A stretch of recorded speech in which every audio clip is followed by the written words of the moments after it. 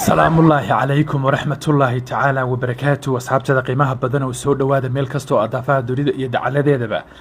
aad kala joogtaan war degdega oo hadda naga soo gaaraya halkaas iyo furimaha hore ee ay isku horfadhiyaan ciidamada Jamhuuriyadda Federaalka Soomaaliya iyo waliba ciidamada dawladda waqooyi bari oo dhinaca kale oo ah maleeshiyaadka argixisada Soomaaliland iyo waliba dawladda dalka Yuhuudda dhaqdhaqaaqyo xoogan ayaa ka socda halka kadib markii hogaamiyaha maamulka waqooyi galbeed Cirro uu u soo diray halkaas taliyaasha ciidamada haddaba xogtii u dambeysay ayaan doonayaa inaan si aan idinla wadaago oo hadda yaa soo gaaray oo waliba ku sugan halkaas iyo xaaladihii u dambeeyay ee ka soo cusboonaanaya halkaas iyo waliba diyaaradaha dagaalka ee dawladda federaalka Soomaaliya oo wali ku sugan halkoodii xaaladdu markasta ayay si toos ah isu bedeli kartaa isla dhinaca kalena waxa heegan buuxa la geliyay ciidamada dawladda waqooyi bari oo markii horeba ku sugnaa halkaas iyo waliba kuwa ku sugan halkaas iyo gobolka Cayn haddaba inta aynan u gudagelin sidii caadadaynu ahayd walaal haddii aad ku cusub tahay subscribe-na soo dheh lana sii wadaag saaxiibo fara badan oo wanaagsan sida idinkoo kale gambaralkana fursaad u noqoto daawadaha u horeeyay ee daawada muuqaaladayada Ilaahay subxaanahu wa ta'aala waxaanu ka baryaynaa inta dhimatayno Allah u naxariisto inta xanuunsan caafimaad taam u siiyo inta murugaysan oo alla murugada ka dulqaado inta muraadna muradkooda suuban Allah subxaanahu wa ta'aala وفضيديو سيدي أنا هريبة إذن كلا وداقي مامدان فضلا قف كستوبة كغيب قادو عاونتا عرور حروسان أيها ساعة انتي وحلا بحدي انت دونا سئني حتى وحلا بحدي إله سبحانه وتعالى وحلو قبرنا إنو الله وحكا خربا درقو بدلو ميسانك حسنات كان وصار عمبيك عفماتك وبد كان الله سبحانه وتعالى وبركيو واتهاي مركلة سو دوادا حوغيه قدام بيي إنغا سو غادا يحالكاس يفرمها ay isku horfadhiyaan ciidamada Jamhuuriyadda Federaalka Soomaaliya iyo waliba ciidamada maleeshiyaadka Somaliland ayaan doonayaa inaan si toos ah idinka dabageeyo bal inta aynan xogaha oo dhan aynan u gudagelin waa kan muuqaalkii u dambeeyay ee sida tooska ah nooga soo gaaray halkaas iyo dawlad goboleedka waqooyi galbeed gaar ahaan ciidamada maleeshiyaadka Somaliland aynu wada daawan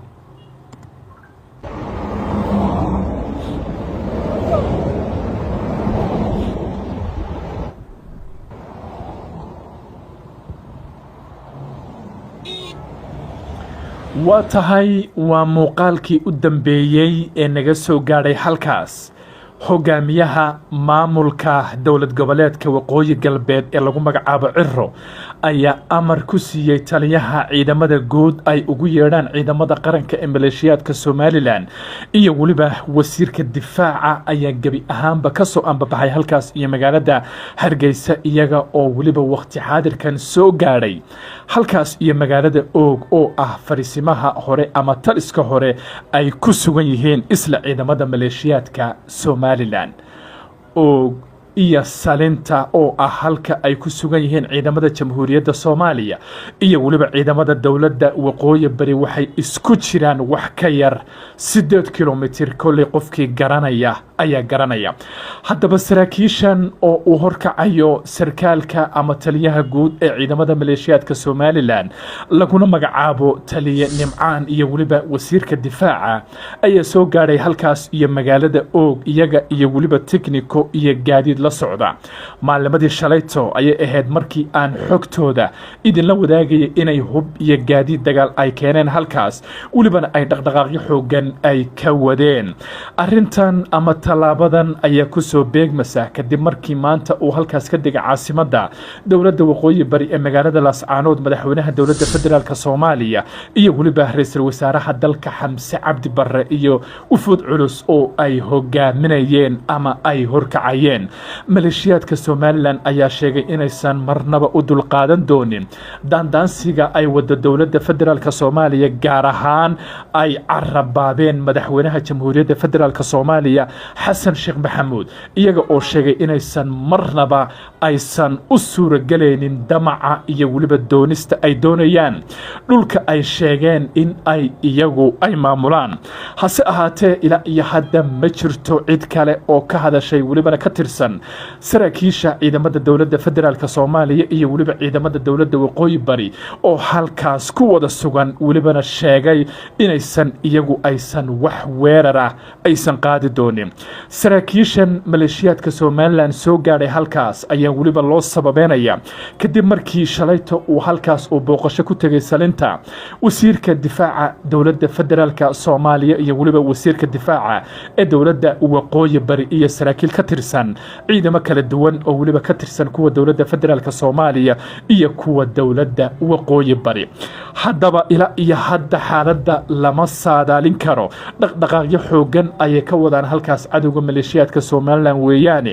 halka saraakiisha waqooyi bari iyo dowladda federaalkuba ay sheegeen in aysan iyagu wax weerar aysan qaadi doonin waliba aysan weerar ahayn iyagu laakiin haddii la soo weeraro ama ay dareemaan cid khalkhal gelinaysa amniga inay talaabo sharciya ay qaadi doonaan waliba ay gudaha u gali doonaan magaalada Og waa fasaxi u dambeeyay ee lagu amro ciidamada soo majeestayaasha ee dowladda waqooyi bari iyo waliba ciidamada dowladda federaalka Soomaaliya oo isku dhinaca waxa lagu amray haddii ay hal xabba ka soo dhacdo halkaas ama baastooladi ay ka soo dhacdo inay fasax u yihiin oo ay talaabo sharciya ay ka qaadi doonaan waliba ay gudaha u gali doonaan halkaas iyo magaalada Og dhinaca kale diyaaradaha dagaalka ee dowladda federaalka Soomaaliya oo maanta galbinayay madaxweynaha jamhuuriyadda federaalka Soomaaliya ayaa iyaguna waqti xaadirkan ku sugan halkaas iyo deegaanada dowladda waqooyi bari haddii lacala ama ifan wax walba ay dhacaan ama haddii ay weerar ay soo qaadaan u dagaal dhaco waxay amar u haystaan inay ka qayb qaataan oo ay waliba ay difaacaan ciidamada qaranka iyo waliba ciidamada dowladda waqooyi bari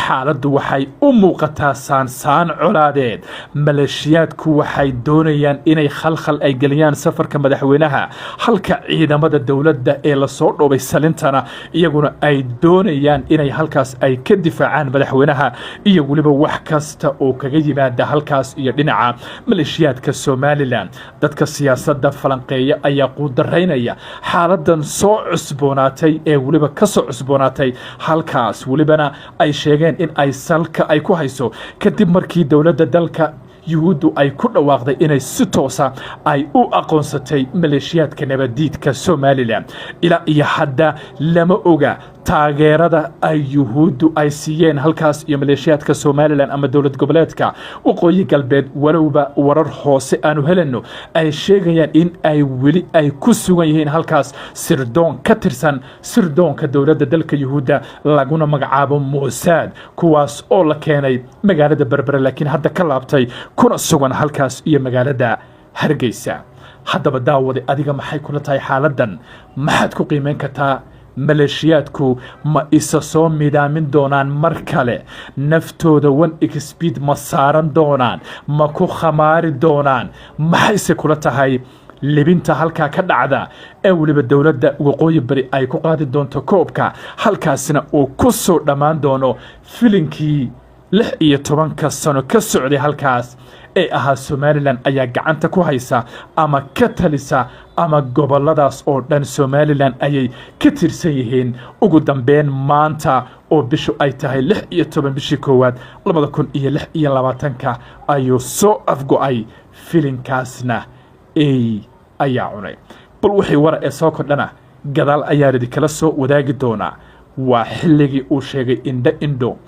ha ambanina khadka haddii aad ka baxdaan si toosa ayaad u ambanasaan xilli kasta waxaa la kala wareegi karaa 360 digrii wax walba filo haddii aad saansaan aragto ciidamo aragto hadda meesha caano iyo jibis laysma siinayo xabad ayaa layska lisayaa ifiso ayaa laysu dhiibayaa marka waa inaad mar walba uu khadka taleefankaada uu kuu furnaado Soul Channel oo subscribe oo ku ahaado tan ka kulmi doono waxaan igaga tegayaa fi amaan